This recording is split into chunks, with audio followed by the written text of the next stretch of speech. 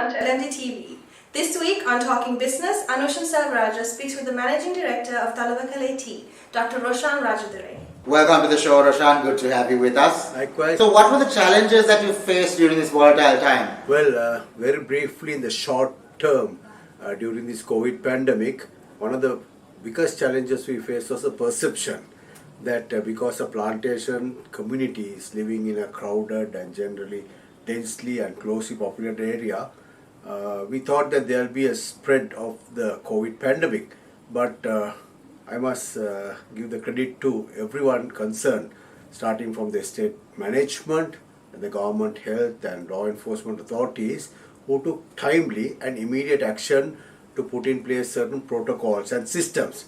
And we immediately got on the job. We only stayed at home for 3 days because of the curfew. Then of course things went as normal could be.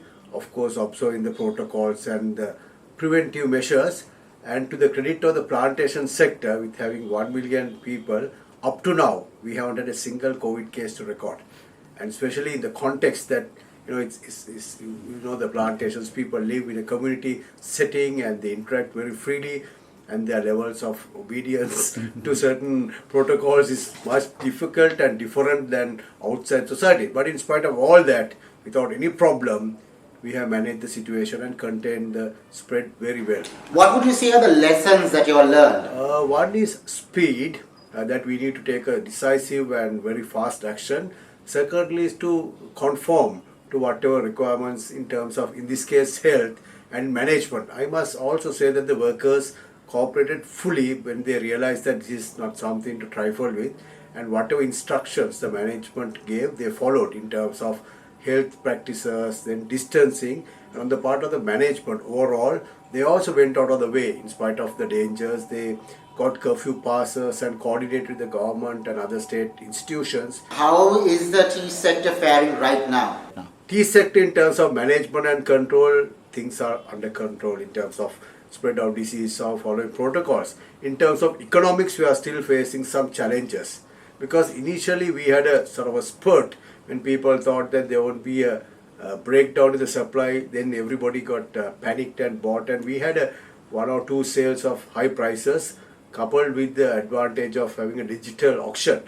But tea is a commodity grown all over the world at much more cost efficient or cheaper cost of production than ours is. And that is a challenge, constant challenge which we've been trying to grapple for the last 3 or 4 decades. Right? Unfortunately, in Sri Lanka, because tea is a national drink and we are called a tea island, we have 2 extremes. People are either overtly sentimental or overtly negative about the whole thing. So there is no middle ground. They don't see the reality objectively. So either you think that the tea estates are like a fairy tale land and everything is nice, or the exact opposite, that it's a horrible place to work. But the real fact is tea plantation sector as a whole is a very stable and sort of a sustainable industry, except that our current model, particularly I'm talking of the corporate model, the big estate model, is far outdated to modern times. Other countries took the bold step of changing the model and going for productivity-based remuneration, whereas we have, because of politics, because of government interference, we have stuck to the old model without any success. Roshan, do you think that we as a country have done enough to enhance the brand image of our tea in terms of keeping it at the topmost of everybody's minds? Sri Lanka still continues to be the world's highest selling tea at any auction, so that invariably says that our tea is sought after. But I think there's a lot more that we can do to enhance our brand image. One thing is the package of social services and benefits and facilities that we give our tea workers vis-a-vis compared to other economies is unique. Then our sustainable agricultural practices in terms of good HR and IR management overall. And then the other thing is our uniqueness is born out of the fact that ours is a small island nation, and no 2 places are alike because of the smallness of the scale. If you go to Kenya, you could see an estate for a mile, about a mile, everything is uniform, the soil, the climate, the terrain. But in Sri Lanka, every 100 yards it changes. the soil, the climate, the weather. So as a result of that, I would say, situation, tea is also different. Tea from this estate is different to that estate, and that has been a unique selling point, that we have unique tea that caters to the palates of many different tastes. So that is what we need to promote and leverage in going forward. Let's talk about innovation then, Roshan. Now, tea is no longer just that cup of tea. It's also, it goes into food items, it goes into other forms of drinks, it goes into beauty products even now. Do you see this kind of innovation taking place here in Sri Lanka? Well, very frankly, as a producer, because we have our set positions in the supply chain, we as a producer, we are responsible for producing the tea and delivering it up at the auctions. Of course, I believe that there is a lot of room for innovation to take place in terms of the market or the brand producers must take it to another level. Now, even after 40 or maybe 100 years, you are talking 100 years of Ceylon tea, almost 40 to 50% of our tea is still exported in bulk form. So there is something that is not keeping pace with the development that is taking place in other markets. And of course, if you go back 50 years ago, there was no other beverage like the soft drinks and the things that we see today. So tea had a very good run, but not very long. We're going for a short break now, Roshan. We'll be right back after this.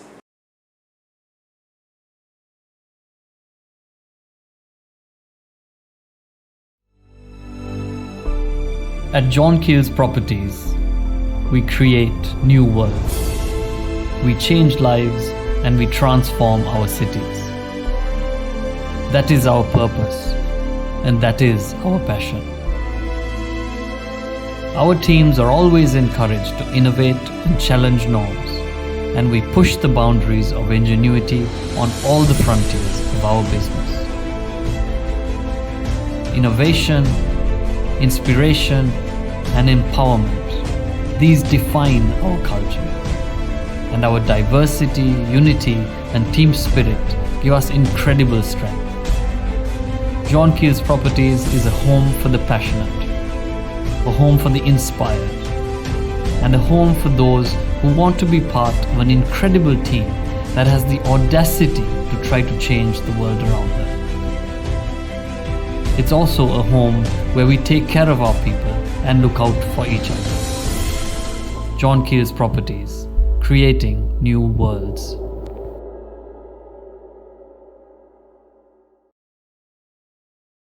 Welcome back to the show as we continue our discussion with the Managing Director of Talawakele Teas, Dr. Roshan Rajadure. Roshan, what do you think that we need to do to increase our production levels? This is a question that has many people talking about.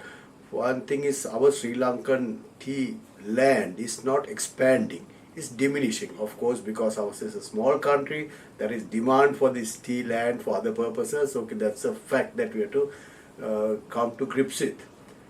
Then, of course, our productivity. Some of the tea land, particularly in the upcountry, is over 100 years old, the seedling tea.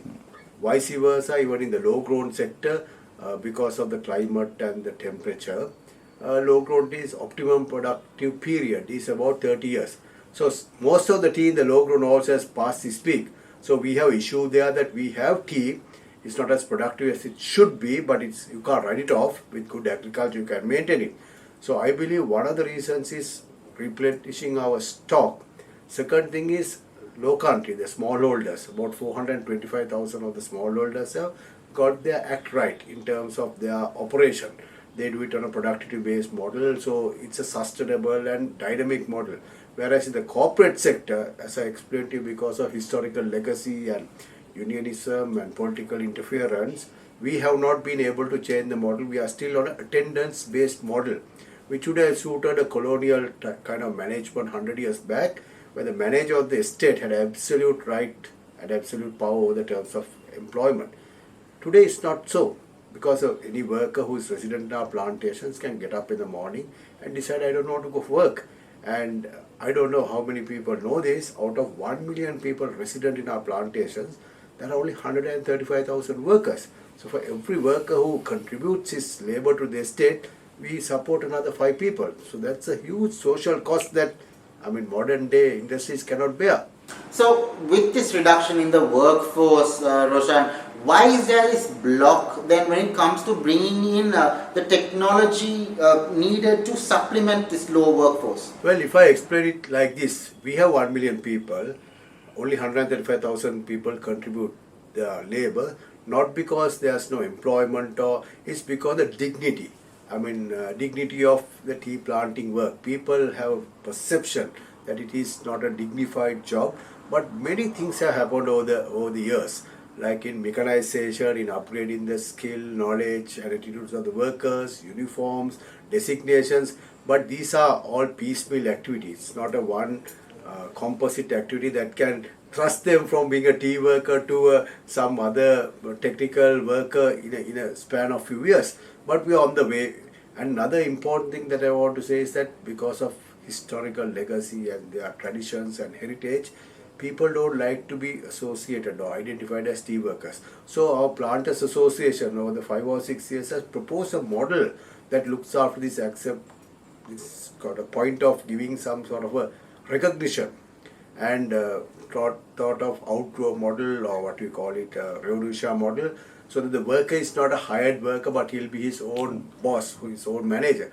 So there are certain things that we may have to do in the short term to bring back the sustainability, viability. Mechanization has taken place. Many people ask why we have not mechanized in terms of the scale. As I told you, Sri Lankan tea land doesn't support large scale intensive mechanization. So mechanization has to be selective, it has to be periodical, it has to be cyclical, which is happening now. So, Roshan, what are the global trends that you see when it comes to tea? Well, fortunately for us, tea is considered a favorable drink and antidote for this virus. So we hope that more and more people will realize the benefits of tea and will resort to drinking tea than having any other beverage, particularly coffee or any soft drinks. So that is a plus that has come out of this situation. But what you have to realize is the global supply is increasing at a faster rate than global demand. And today, I mean, tea is not considered to be a fancy drink that it was so many years back. Coffee has taken its place, unfortunately, and other drinks and beverages. But still, particularly in Africa and Asia, where large population centers are abounding, tea is a preferred choice.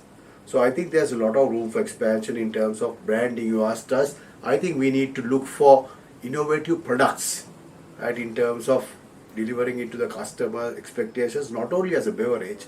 Tea can be used in many other avenues in terms of beauty culture, in terms of health, and so many things that people can look at tea, right? And then we need to search for new markets. We had this, I would call it a fiasco of banning glyphosate, and as a result of that, we lost the Japan market, which is a prime market, which is a very lucrative market. We lost it. So things like that, which are external to the sector, have a severe impact. And when the oil prices come down, 70% of our tea is sold in the Russian Federation and in the Middle East, then we get another hit.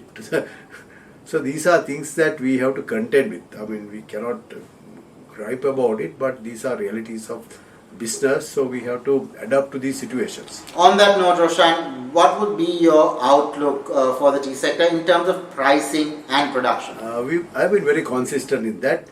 If the professionals managing the plantations are given a free hand without government imposition, and if you are allowed to manage it in a model that benefits the workers, benefits the management, benefits the country, tea industry is going to be a very lucrative industry, a sustainable industry.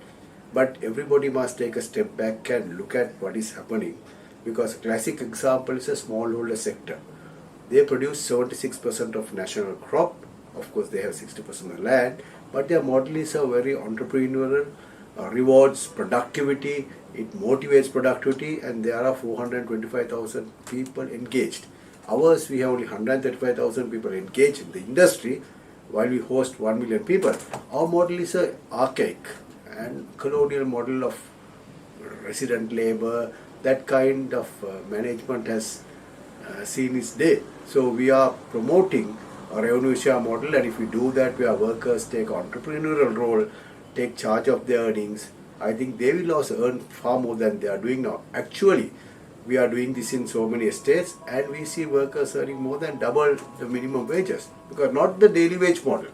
They got a productivity wage model, and we are promoting that the government, the stakeholders, unions accept this, so that they want the workers to earn more and we want them to earn more, because it creates less issues for us, and as a result more crop will come into the factories with better quality of leaf, because you pluck at a shorter intensity.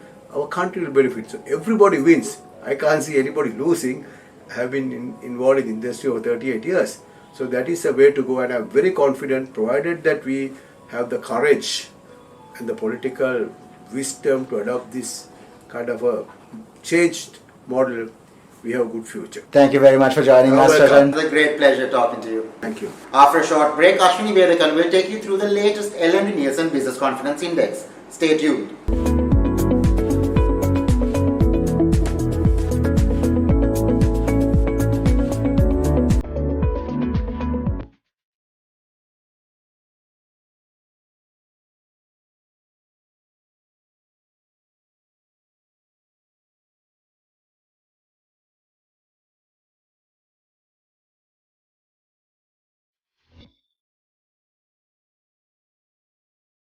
Welcome back to the show. I'm Ashwini Vedakan. Let's take a look at the latest LMD Nielsen Business Confidence Index. Sri Lanka's GDP is forecast to contract by 5.5% this year, according to the recent update by the Asian Development Bank's Outlook 2020 report, with the regional board noting that while the impact of the lockdown due to COVID-19 on economic activity during the second quarter of the year will be significant, a faster recovery than earlier anticipated in the second half of the year is expected. Meanwhile, the latest L&D Nielsen Business Confidence Index survey also paints a slightly more positive picture, as reflected in the uptick in corporate sentiment in September. Although the immediate future may seem uncertain, sentiment among business people appears to be improving gradually. The BCI has nudged up by 3 basis points from the previous month to reach 120 in September. The impact of COVID-19 remains the most pressing issue for businesses in Sri Lanka, followed by the likes of inflation, taxes, interest rates, workforce standards, and import restrictions. When it comes to the main national concern as well, the coronavirus takes pride of place, with the economy also being highlighted by survey respondents, along with the adverse effect on daily wage earners and the state of the education system. Going by the latest survey results, corporate executives seem to have a positive view on such issues as the new regime's handling of the matters of the constitution, the cabinet, and other key portfolio announcements. Nielsen's Director Consumer Insights, Tareka Miradenia, points out the path towards recovery seems to be a painful journey, although businesses appear to be hopeful that the government will implement strategies to uplift the country's strained economy. If this is the case, the BCI will continue to raise slowly. On top of this, there's the prospect of a belt-tightening budget ahead. And as far as confidence is concerned, the slight improvement in corporate mindsets could well be offset by anxiety over how far the government will go to balance its books. The share of those who say the economy in general will improve in the coming 12 months has declined to 48% in the latest LMD Nielsen Business Confidence Index survey, compared to the 56% in the previous month. Close to 4 in 10 polled respondents state the economic conditions are likely to stay the same in the next 12 months ahead, while another 13% are of the view that the economy will be worse off. Long-term sentiment regarding business prospects has remained more or less the same as in the prior month, with around 2/3 of corporate executives conveying optimism over sales volumes in the next year. But when it comes to short-term business prospects, only 37% of respondents have a positive outlook, whereas a notable 52% of the sample was in a similar view in the previous month. The majority, 49%, expects sales volumes to remain unchanged in the next 3 months ahead, while another 14% offer a pessimistic view in this regard. Less than a fifth of those consulted for the latest BCI survey point to a healthy investment climate in the country, compared to a slightly higher proportion of 21% in August. What's more, 38% of respondents believe that this isn't a good time for investment in the country, while the rest describe the prevailing funding conditions as being fair at best. As in the previous months this year, the majority, 80% of business people who were surveyed say they plan to maintain staff numbers over the coming 6 months.